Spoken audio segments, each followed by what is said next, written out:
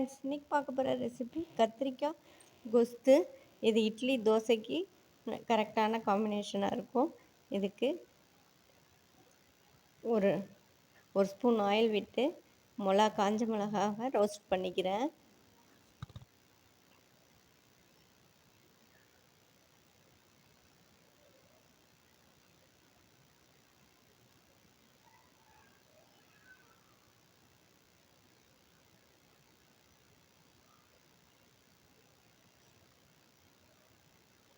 இது ஒரு 6 டேபிள் ஸ்பூன்னு கொத்தமல்லி விதை. இதை நல்லா ரோஸ்ட் பண்ணிக்கிறேன். மீடியம் ஃப்ளேமில் வச்சு ரோஸ்ட் பண்ணிக்கணும். இது சீக்கிரமாக கருகி போயிடும்.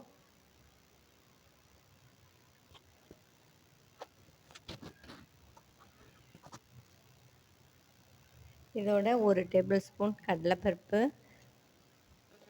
வெந்தயம் ஒரு 1/4 டேபிள் ஸ்பூன்,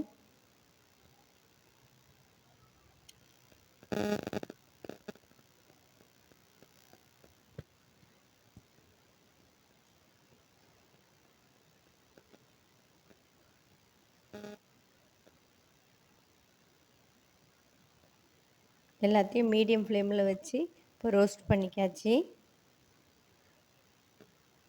இது கத்திரிக்காய், இது வெங்காயம், சின்ன வெங்காயம் ஒரு 100 கிராம் அளவுக்கு, அப்புறம் பச்சை மிளகாய் 2 நீல வாக்கில் கட் பண்ணி வச்சுருக்கேன், தக்காளி, கத்திரிக்காவை பொடியாக கட் பண்ணி தண்ணியில் போட்டு வச்சுருக்கா.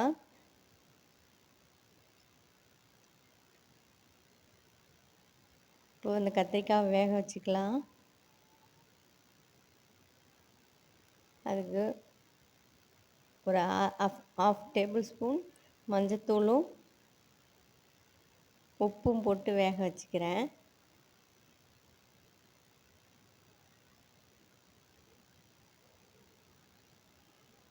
இப்போ இந்த ரோஸ்ட் பண்ணி வச்சுருக்கிற பொடியை நல்லா பொடிச்சிக்கலாம். இப்போ கத்திரிக்காய் வெந்துருச்சு. இதை கொஞ்சம் கொரப்பாக அரைச்சிக்கணும். ரொம்ப நைஸாக இல்லாத 2-3 விப் விட்டுக்கலாம்.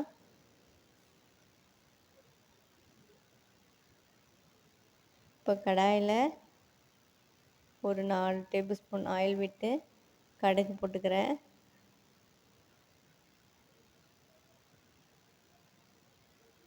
கடுகு, உளுத்தம்பருப்பு தாளிச்சிக்கலாம்.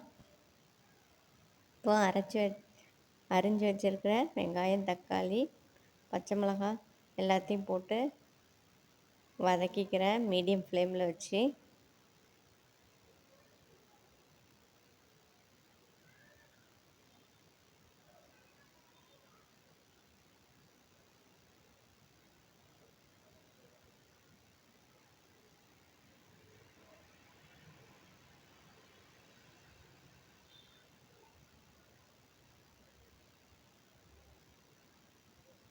கருவேப்பிலை போட்டுக்கலாம்.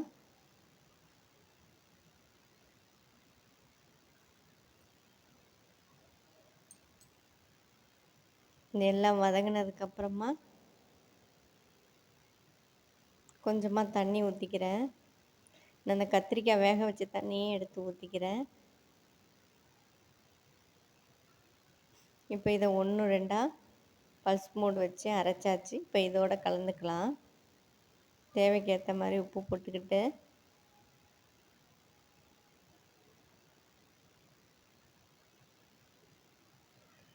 இப்போது இந்த அரைச்சி வச்ச பொடியை சேர்த்து ஆட் பண்ணிக்கிறேன்.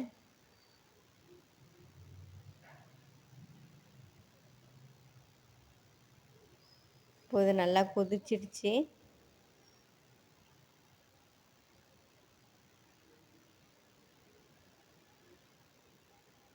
இப்போது சேர்த்து ஒரு 2 நிமிஷம் கொதிக்க விட்டுட்டு அடுப்பு ஆஃப் பண்ணிக்கலாம்.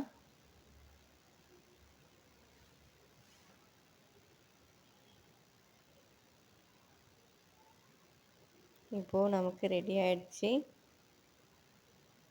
இப்போ இதை பவுலில் ட்ரான்ஸ்ஃபர் பண்ணிக்கிறேன். இப்போது ரொம்ப டேஸ்டியான கத்திரிக்காய் கோஸ்து ரெடி ஆகிடுச்சு. இப்போ இது இட்லி தோசைக்கு கரெக்டான காம்பினேஷனாக இருக்கும். வீடியோ லைக் பண்ணுறீங்கன்னா மறக்காமல் ஷேர் பண்ணுங்கள், சப்ஸ்கிரைப் பண்ணுங்கள். தேங்க்யூ.